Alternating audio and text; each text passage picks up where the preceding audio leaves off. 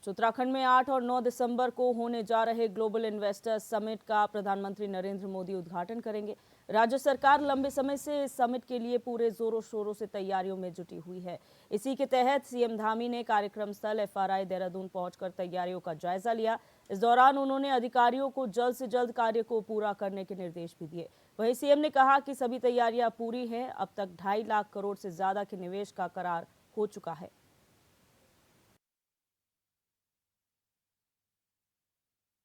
Investor summit हमारे राज्य के लिए बहुत महत्वपूर्ण है, जहां इससे निवेश तेज़ी से आ रहा है और 2.5 लाख करोड़ के अभी तक हमारे करार भी हो चुके हैं। तो जब हमारी समिट हो जाएगी तो इससे हमें बहुत सारी आशाएं हैं।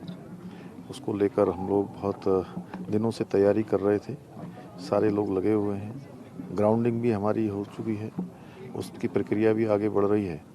इससे जहां निवेश बढ़ेगा, हमारे राज्य की आर्थिकी बढ़ेगी, इसके साथ साथ नौजवान युवाओं को रोज़गार भी मिलेगा। और हमारी प्राथमिकता यह भी है कि जो अधिक से अधिक रोज़गारों का सृजन करने वाले निवेशक होंगे, उनको हम अपने यहाँ प्राथमिकता देंगे।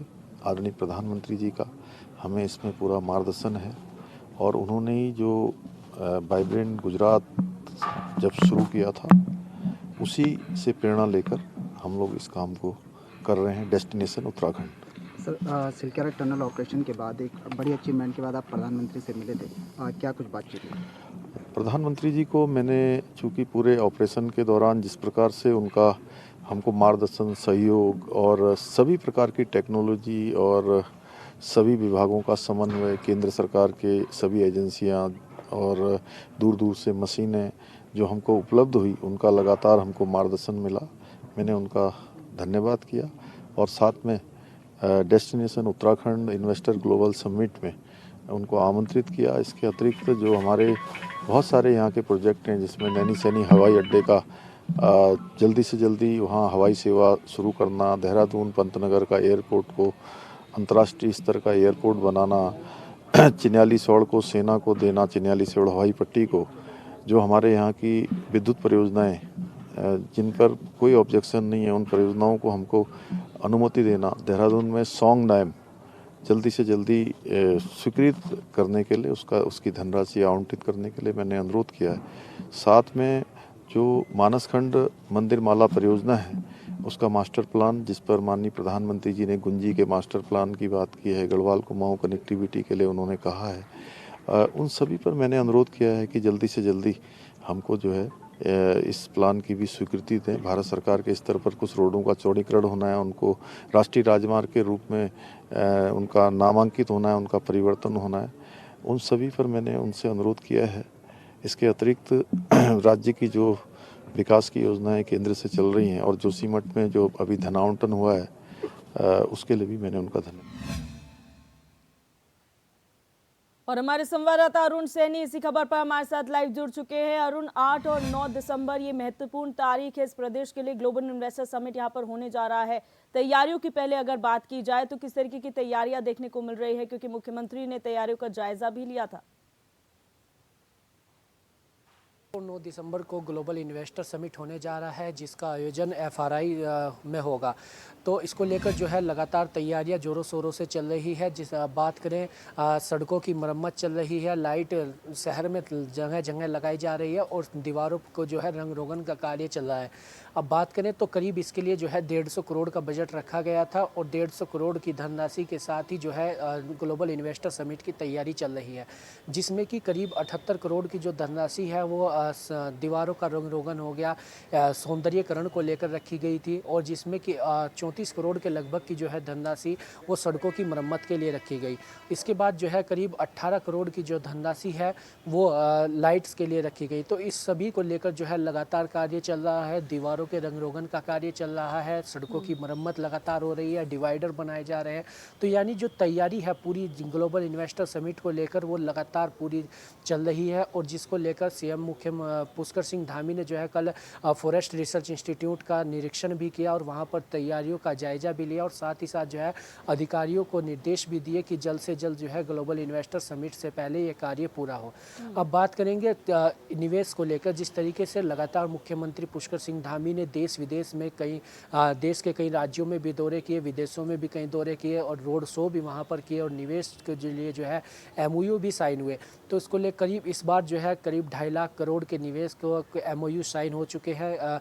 और वहीं बात करें तो ये दूसरी बार जो है ग्लोबल इन्वेस्टर समिट उत्तराखंड में होने जा रहा है। इससे पहले जो है 2018 में तत्कालीन मुख्यमंत्री त्रिवेंद्र सिंह रावत की सरकार में ग्लोबल इन्वेस्टर समिट आयोजित हुआ था महाराणा प्रताप स्पोर्ट स्टेडियम में। उस वक्त जो है करीब 1.5 लाख करोड़ के MOU साइन हुए थे और जिसमें कि अभी तक जो है उस समय 40,000 करोड़ बताया जा रहा था कि 40,000 करोड़ जो है निवेश धरातल पर उतरा है।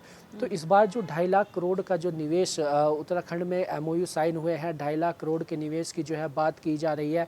ये धरातल पर कितना उतरता है, कितना इसमें धरातल पर उतरेगा और इससे प्रदेश को कितना फ़ायदा मिलेगा, ये देखने वाली बात होगी। वहीं बात की जाए उत्तराखंड की तो पर्यटन के क्षेत्र में जो है यहाँ पर काफ़ी चीज़ें हैं। पर्यटक स्थल ये यहाँ पर कई हैं, कई घूमने की जगह हैं। देश विदेश से जो है पर्यटक उत्तराखंड में पहुँचते हैं।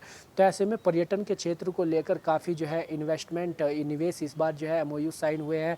वहीं शिक्षा के क्षेत्र की बात करें, स्वास्थ्य की बात करें, IT की बात करें, तो ऐसी कई सभी जो है चीज़ों में निवेश को लेकर जो है MOU करार हुए हैं। तो इससे जो है प्रदेश की जनता को कितना फ़ायदा मिलता है, ये धरातल पर जो 2.5 लाख करोड़ के MOU साइन हुए हैं धरातल पर कितने उतरते हैं, ये देखने वाली बात होगी। रोजगार की बात करें, मुख्यमंत्री पुष्कर सिंह धामी का कहना है कि जिससे जो है IT के क्षेत्र में काफ़ी लाभ मिलेगा। प्रदेश की जो आर्थिकी है वो भी इससे सुधरेगी और प्रदेश का राजस्व भी इससे बढ़ेगा और जो युवाओं को रोजगार भी इससे मिलेगा। क्योंकि अभी उत्तराखंड की बात करें तो जिस तरीके से जो है करीब बेरोजगारी का जो आंकड़ा है वो करीब 8 लाख से 10 लाख पहुंच गया है। तो ऐसे में वो आंकड़ा कितना कम होता है, युवाओं को कितना इससे रोजगार मिलता है, कितना फ़ायदा मिलता है, ये देखने वाली बात होगी। तो 8 और 9 दिसंबर में जो है ग्लोबल इन्वेस्टर समिट होने जा रहा है, जिसकी तैयारियां पूरी जोरों शोरों से चल रही है। प्रधानमंत्री नरेंद्र मोदी इसका शुभारंभ करेंगे और ऐसा बताया जा रहा है कि राष्ट्रपति द्रौपदी मुर्मू जो है इसका समापन भी कर सकती है। तो इसको लेकर लगातार जो है पूरी तैयारी फॉरेस्ट रिसर्च इंस्टीट्यूट देहरादून में चल रही है ग्लोबल इन्वेस्टर समिट को लेकर। और इसमें करीब जो है 50 से ज़्यादा देशों के जो है प्रतिनिधि यहाँ पर आएंगे, उद्योगपति यहाँ पर आएंगे और जो है निवेश को लेकर यहाँ पर वो जो भूमि तलाशेंगे और जो है पूरा यहाँ पर करार होगा और बैठक भी जो है निवेश को लेकर यहाँ पर होगी। बिल्कुल। और तैयारियों की बात की जाए, तैयारियों की जब हम बात करते हैं तो ट्रैफिक प्लान होना बहुत ज़रूरी होता है क्योंकि बहुत सारा VIP मूवमेंट देखने को मिलेगा। प्रधानमंत्री आ रहे हैं, जो इतने सारे इन्वेस्टर्स यहाँ पर आएंगे क्योंकि हमने देखा है स्मार्ट सिटी का काम चल रहा है। ऐसे में जगह जगह जो है बहुत कॉम्पैक्ट सड़कें हो गई हैं, वहाँ पर काम चल रहा है, पार्किंग की उचित व्यवस्था नहीं है। तो ऐसे में जाम की स्थिति पूरे शहर में बन जाती है, चाहे कार्यक्रम कहीं भी हो। ऐसे में ट्रैफिक प्लान क्या है, क्या वहाँ पर गाड़ियों का मूवमेंट होगा, आम जनता को परेशानी ना हो, इसके लिए क्या व्यवस्थाएं हैं? जी दिव्या जी, बिल्कुल सही। जैसे कि जो भी VIP मूवमेंट होता है तो लगातार जो है यहाँ पर VIP भी पहुँचेंगे और देश विदेश से उद्योगपति यहाँ पर पहुँचेंगे तो काफ़ी जो है शहर में भीड़ भी देखने को मिलेगी। तो इसको लेकर जो है ट्रैफिक की पूरी व्यवस्था की गई है। जगह जगह जो है डिवाइडर लगाए गए हैं और रूट प्लान तैयार किया गया है। FRI में जो ये कार्यक्रम हो रहा है इसको लेकर भी रूट मैप जो है तैयारी चल रही है। ट्रैफिक पुलिस की तरफ से इसकी तैयारी की जा रही है। जो किस रूट को लेकर जो है तैयारी होगी और कहाँ से जो है VIP का काफिला निकलेगा और कहाँ से जो है गाड़ियाँ निकलेगी, प्रदेश की जनता को जो है कि किस रूट से निकाला जाएगा। तो ये तमाम तैयारी ट्रैफिक पुलिस की चल रही है। और वहीं बात करें तो फॉरेस्ट रिसर्च इंस्टीट्यूट देहरादून में जो है दिव्या जी पार्किंग की बड़ी समस्या रहती है। तो ऐसे में जो है फॉरेस्ट रिसर्च इंस्टीट्यूट जो है वहाँ पर पार्किंग की ऐसी कोई समस्या नहीं होगी क्योंकि पार्किंग वहाँ पर पूर्ण रूप से है। तो ऐसे में जो है गाड़ी पार्क करने की तो ऐसी कोई दिक्कत नहीं होगी। लेकिन जो रूट प्लान तैयार किया जाएगा जिससे कि शहर में ट्रैफिक ना लगे जब VIP मूवमेंट हो, तो इसके लिए जो है ट्रैफिक पुलिस लगातार तैयारी कर रही है और जो है रूट प्लान भी जो है ट्रैफिक पुलिस तैयार कर रही है। अच्छा, यहाँ पर ट्रैफिक प्लान की बात रही, 6000 एकड़ का लैंड बैंक की बात यहाँ पर की जा रही है। क्या जगह चिन्हित हो गई है? कितनी जमीन पहाड़ क्षेत्र में है, कितनी जमीन जो है तराई क्षेत्र में है? क्या डिस्ट्रीब्यूशन हो पाया है कि फोकस कहाँ पर है सरकार का? कौन सा एरिया जो है इन्वेस्टमेंट के लिए चुना गया है? क्योंकि अभी तक हमने जितना भी इन्वेस्टमेंट देखा है, जितने भी सेटअप्स देखे हैं, वो तराई क्षेत्र में देखे हैं, मैदानी क्षेत्रों में देखे हैं। पहाड़ अभी चढ़ नहीं पाए हैं बहुत सारे मैन्युफैक्चरर्स। तो ऐसे में क्या ये माना जाए कि 6000 एकड़ का जो लैंड बैंक है उसको पार्ट में डिवाइड किया जाएगा, कुछ हिस्सा पहाड़ों में रखा जाएगा, कुछ हिस्सा मैदान में रखा जाएगा? जी दिव्या जी, जो 6000 एकड़ का जो है लैंडमार्क तैयार किया गया है, जिसका 2018 में जब निवेश हुआ, निवेशक आए थे यहाँ पर, तब भी हमने देखा था कि हरिद्वार, देहरादून और उधम सिंह नगर, ये 3 ज़िले ऐसे थे जिनमें जो है सबसे ज़्यादा निवेश हुआ था। 2018 में जो है पहाड़ पर ऐसा कोई निवेश जो है चढ़ता हुआ दिखाई नहीं दिया। ऐसा कोई धरातल पर पहाड़ में कोई उद्योग लगा हो या कोई फैक्ट्री वहाँ पर लगी हो या कोई ऐसा उद्योग ऐसा कुछ देखने को नहीं मिला। पहाड़ तक कोई उद्योगपति गया हो या कोई उद्योग वहाँ पर लगा हो। तो जो ये 6000 का एकड़ का लैंडमार्क तैयार किया गया है, इसमें क्या पहाड़ के लिए भी कुछ ज़मीन तैयार की गई है, या इस बार भी जो है जो मैदानी क्षेत्र हैं, मैदानी ज़िले हैं, जैसे हरिद्वार हो गया, उधम सिंह नगर हो गया, देहरादून हो गया, तो इनमें ही जो उद्योग लगेंगे या पहाड़ पर भी चढ़ पाएंगे, देखने वाली बात होगी जब 8 और 9 दिसंबर में जो है इन्वेस्टर्स यहाँ पर आएंगे और जब जो है बैठक होगी और इसमें जो ज़मीन है उसमें किस किस भूमि, कहाँ पर पहाड़ के लिए कितनी भूमि चिन्हित की जाती है, मैदानी क्षेत्रों के लिए कितनी भूमि चिन्हित की जाती है, कितने उद्योग लगते हैं, ये सब देखने वाली बात होगी जैसे ही जो है इन्वेस्टर्स यहाँ पर आएंगे। और उसके बाद जो है जो MOU साइन हुए हैं, जो निवेशक यहाँ पर आएंगे, निवेश साइन हुए हैं, वो निवेश कितना उतरता है और कहाँ कहाँ किस किस ज़िले में कितना निवेश उतरता है, पहाड़ों तक कितना निवेश पहुँचता है, ये देखने वाली बात होगी। अच्छा, जगहों की बात की जाए, जब चिन्हीकरण की बात हो रही है तो हमने देखा है हर जगह का अपना एक महत्व है, क्योंकि उधम सिंह नगर के खासतौर पर रुद्रपुर की बात की जाए तो यहाँ सबसे ज़्यादा फैक्ट्रीज और पूरा सेटअप यहाँ पर है, सिटकुल एरिया है। हरिद्वार की बात की जाए तो वहाँ पर सिटकुल एरिया है, देहरादून में सिटकुल एरिया है। तो ऐसे में कई जगह है, हरिद्वार जैसे जो है तीर्थ क्षेत्र भी है, यहाँ पर धर्म के लिहाज से भी काफ़ी महत्वपूर्ण है। तो अगर वहाँ पर इंडस्ट्री सेटअप होती है तो बहुत कॉम्पैक्ट, बहुत ज़्यादा प्रेशर वहाँ पर पर्यटकों का भी आएगा, वहाँ पर इंडस्ट्रीज का भी आएगा। तो क्या इस पर भी विचार किया जा रहा है कि कौन से क्षेत्र को किस लिहाज से डेवलप करने की बहुत ज़्यादा ज़रूरत है? जी दिव्या जी, बिल्कुल जो है जिस तरीके से हरिद्वार की बात करें, हरिद्वार में सिडकुल क्षेत्र है, वहाँ पर IT सेक्टर्स कई जो है, देहरादून की बात करें या उधम सिंह नगर की बात करें तो तीर्थ नगरी हरिद्वार भी है। तो ऐसे में पर्यटक भी आते हैं, तो इसको लेकर जो है लगातार जगह भी चिन्हित की जा रही है और इसके लिए भी जो है जगह रखी गई है। बात करें 4 धाम यात्रा, जिस तरीके से जो है केदारनाथ, यमुनोत्री, गंगोत्री और बद्रीनाथ में 4 धाम यात्रा है, वहाँ पर भी कई पर्यटक जो है देश विदेश से पहुँचते हैं। तो ऐसे में सरकार वहाँ पर भी कोई ऐसा प्लान तैयार करेगी या वहाँ पर भी कोई ऐसा उद्योग उतरेगा जिससे कि जो है वहाँ पर भी पर्यटक ज़्यादा से ज़्यादा पहुँचे। जिस तरीके से जो है लगातार 4 धाम यात्रा में भी देखा जा रहा है, पर्यटक लगातार बढ़ रहे हैं, श्रद्धालुओं की जो संख्या वो लगातार बढ़ रही है। इस बार श्रद्धालुओं की जो संख्या वो 60 लाख के पार पहुँच गई।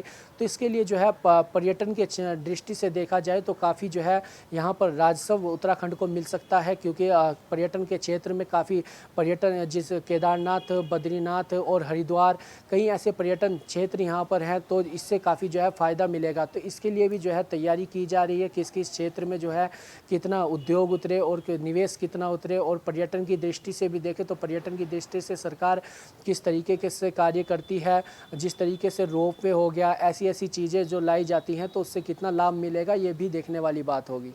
अच्छा, ये इन्वेस्टर समिट बहुत महत्वपूर्ण इस लिहाज से भी है क्योंकि इसमें बहुत सारा उम्मीद है यहाँ के युवाओं को रोजगार मिलने का, लेकिन ये एजुकेशन हब भी है। बहुत बड़ी यूनिवर्सिटीज़ यहाँ पर हैं, कई MBA यानी कि जो है बिजनेस मैनेजमेंट की यूनिवर्सिटीज़ भी हैं, और यहाँ पर कई बच्चे ऐसे जिन्हें ट्रेनिंग चाहिए, जो लोग इंडस्ट्री विजिट के लिए जाते हैं, जिन्हें चाहिए कि हम लोग जो है इंडस्ट्री में उतरने से पहले वहाँ का एक्सपीरियंस ले सके। तो क्या ऐसी यूनिवर्सिटीज़, ऐसे कॉलेजेस के साथ भी सरकार का टाई अप है कि जब इंडस्ट्रीज आए, इन्वेस्टर्स आए, तो उनके साथ जो है स्टूडेंट्स को भी मौका मिले, जो मैनेजमेंट की पढ़ाई कर रहे हैं, जो इंडस्ट्रीज में इंटरेस्टेड हैं, वो भी आए, उसका एक्सपीरियंस ले और यहाँ पर ज़्यादा से ज़्यादा बच्चे उसमें एंटर कर सके?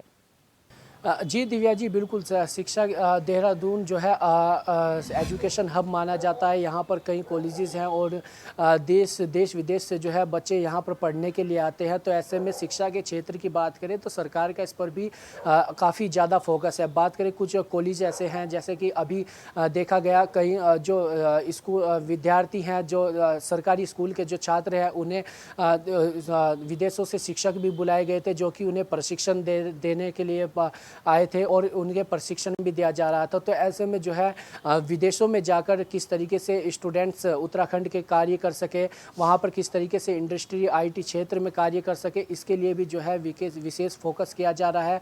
और कई कॉलेजेस इसमें चिन्हित भी किए जा रहे हैं। कई कॉलेजों के साथ सरकार का टाई अप भी है, जैसे कि बात करें ग्राफिकेरा, उत्तरांचल यूनिवर्सिटी। तो कई ऐसे कॉलेजेस और यूनिवर्सिटीज़ यहाँ पर है जो जिनसे जो है सरकार सीधे संवाद करेगी और वहाँ पर जो है निवेशक भी उनसे बातचीत करेंगे। और जब ग्राफिकेरा के जो है चांसलर भी शामिल हुए थे ग्लोबल इन्वेस्टर समिट में, और तो उनका भी जो है निवेश की बात हुई थी। तो आईटी के क्षेत्र में और शिक्षा के क्षेत्र में काफ़ी ज़्यादा अहम फोकस सरकार का है और इस क्षेत्र में भी जो है युवाओं को रोजगार मिले और युवा आईटी के क्षेत्र में काफ़ी ज़्यादा कार्य कर सकें और अपने जो है रोजगार कर सकें। तो इसके लिए भी जो है सरकार का विशेष फोकस किया जा रहा है। जी, बहुत शुक्रिया अरुण हमारे साथ जुड़ने के लिए।